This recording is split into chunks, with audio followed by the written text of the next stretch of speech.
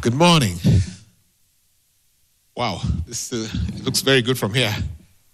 Thank you. Good morning again. My name is Geoffrey Odundo. I'm the Group CEO of the Nation Media Group and a he-for-she champion. Can I have a round of applause? First of all, I want to just say that we are very grateful that you could all make it here today. The room is very full. It's a great day to be here together to discuss this key topic. This is a matter that we didn't want to have forgotten because there was a lot of effort put in place. And as Nation Media Group, we're delighted that you could all make it here, and we look forward to your great contribution. I'd like to really, first of all, want to thank Monica Ndungu, our Chief Corporate Affairs Officer, for putting all this together. Maybe, Monica, you could stand so that people can acknowledge you. Excellent. Thank you very much. Our distinguished keynote speakers, I'd like to start by just saluting some of the key note speakers who are here and who have helped us put this together. Dr. Samakeliso Dube, Executive Director, FP, thank you for your support, for the great job you've done for us. Ambassador Professor Maria Nzomo, Professor Emeritus of the International Relations and Diplomacy and Governance, the University of Nairobi, and Executive Director of the Transformative Leadership Center. Dr. Mazianga Lucy Mzaba, Regional Director, Africa CDC Eastern Region. Cora Kitoni, our esteemed lady for Kenya, for standing with us. And let's recognize Ipora for making it here. She's been really with us in all these efforts we do it. Zhu Lui, the counselor for the Chinese Embassy in Kenya, welcome.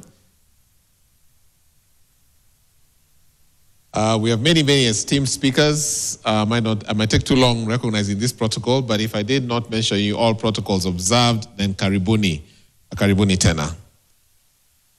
Ladies and gentlemen, it is a great and absolute honor this morning to thank you for taking time to be out here. We appreciate that despite your busy schedules and this chilly morning, you chose to be part of the inaugural Next HAS Summit. I would like to thank everyone who took part in either some of our master classes held this morning, and Prof, thank you for hosting that. And it's our hope that the sessions were not only enriched, they not only enrich your knowledge, but also inspired new ideas in connection, and new ideas, connections, and actions that will drive meaningful change beyond this summit. Ladies and gentlemen, we curated this intergenerational summit as a platform to advance women's rights and gender equality. In fact, if you go to the stands today, we are not showcasing institutional companies. We're showcasing real individuals. There's one I like there called Asali by Chebet. Very unique. Have you heard of stingless honey? Stingless, from a stingless bee. Get time to see what Asali by Chebet means, and it's great to see that an inspiration to many. Themed Breaking Barriers, 30 years on, it draws its inspiration from the Beijing Declaration and the Platform for Action of 1995, which remains one of the most important global roadmaps for women's empowerment. Through this summit, we seek to respond to 12 critical areas of critical concern in the declarations. Issues that continue to shape gender equality, the gender equality agenda 3 decades later. To localize, we have distilled these 12 areas into 4 pillars that will guide our discussions over the next 2 days. These include education and training of women, women and health, women and the economy, women in power, and decision-making. Our objectives are threefold. 1, how can African women be reframed and portrayed, heard, valued in the media? We want to explore and share their unique challenges across the sectors and regions, and to activate policies, innovations, and coalitions that will create lasting change. 30 years post-Beijing Declaration, there has been significant progress. More women have risen into leadership, access to education, healthcare has improved, and we have seen stronger protections under the law, under laws that have been established. Here in Kenya, we have seen major strides with constitutional provisions on gender representation and a growing presence of women in both political and corporate leadership. However, the challenges still persist. Gender-based violence, health disparities continue, and many women remain excluded from economic opportunities. According to the UN Women Rights in Review, 30 years after Beijing report, they report that there's a democratic backsliding in some of the areas, and this has contributed to a backlash against gender equality, with nearly 1 in 4 countries reporting slowed progress. The report also reveals uneven gains. For instance, while the proportion of women in parliament has more than doubled since 1995, nearly 3/4 of the parliamentary seat are still held by men. At the current rate, the World Economic Forum projects that it will take 134 years to close that gender gap. Now that's, wow, who will be here? That's huge. The realities call for renewed collaboration, shared learnings, and collective, deliberate action.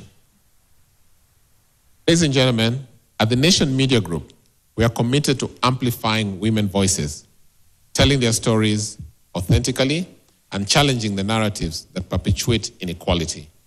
We have shifted from storytelling to story shaping. From storytelling to story shaping. We want to shape opinions. Our fledged gender desk, launched in 2019, our fully fledged gender desk, launched in 2019, is the first of its kind in Africa and has pioneered niche products that center women experiences in Kenya, Uganda, and Tanzania. The Gender Desk launched the Voice magazine, which we publish in each edition of the Friday edition, and seeks to highlight the stories and impact of women in various spaces, while offering solutions to the challenges they face on their path to success.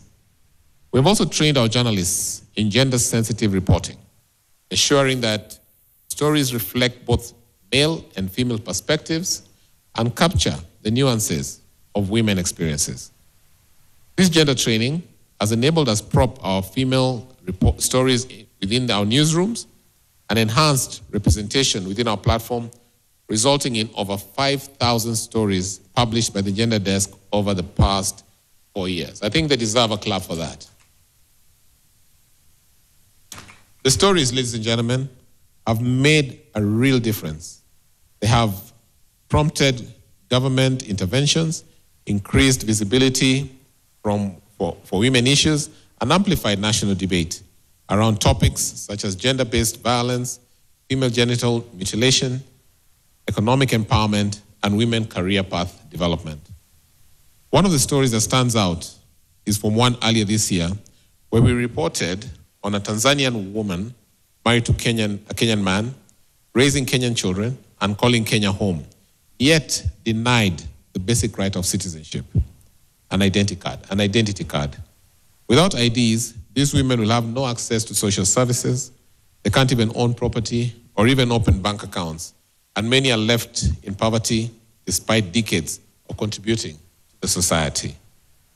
Just a few weeks ago, and thanks to this reporting, the government began documenting women in Taita Taveta County, finally giving them hope of obtaining national identity cards and the dignity they deserve. Now, thank you. And Dorothy, our Gender Desk champion, maybe you could stand and we could recognize her. She's the one behind all this, Dorothy. So this power of storytelling, this is the power of storytelling. That's what you're saying. But storytelling alone is not enough. And as I mentioned earlier, we seek your support to shape, to story shape. As a strong advocate for women empowerment, I believe in the small steps that make bigger dreams of equality possible. I was having a chat this morning with Dr. Kitul about how we've made advancements. And I'm no stranger to these issues, by the way. I used to run the stock exchange. And when I joined in 2015, the ratio of women in leadership among corporate companies was at 15%. So 85% were men and 15% were women. And we were very comfortable. But by the time I left, we were 33%. Because we took deliberate and intentional actions. So, yeah. I was just laughing and saying, we used to ask, we want to appoint women, but we can't see them. I think that upset women, Because after that, they are so aggressive, they want to take over now. In fact, there's so many women lobby groups, women on board, women on this, women on that, to a point that my colleague Sogoti here, Sogoti, could you stand? He's our general manager commercial. He's formed another one to challenge you called the Man Cave. Because we are so overwhelmed with women applications everywhere that we think we are now vanishing. So that's a kind of power that I think women have. And I was also saying that before, women would only be in company secretary and HR positions. Today they are CEOs, CFOs, and really taking the key jobs, which I think is something that we've made progress.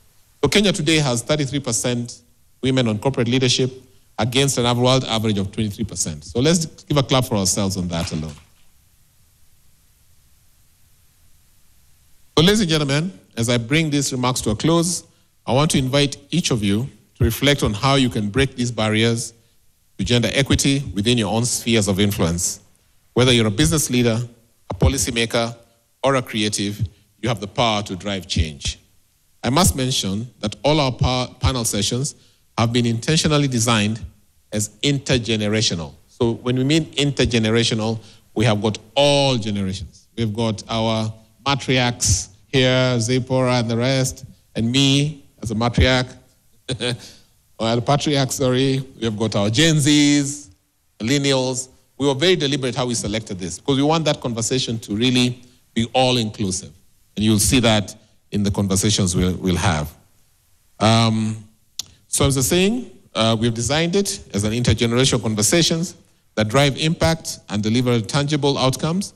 Nation Media Group, through the Nation Media Foundation, is committed to tracking these outcomes and will ensure that relevant parties act. Finally, allow me to thank our partners, FP 2030. Let's give a big round of applause to Prof and her team for making this happen and for walking the journey with us.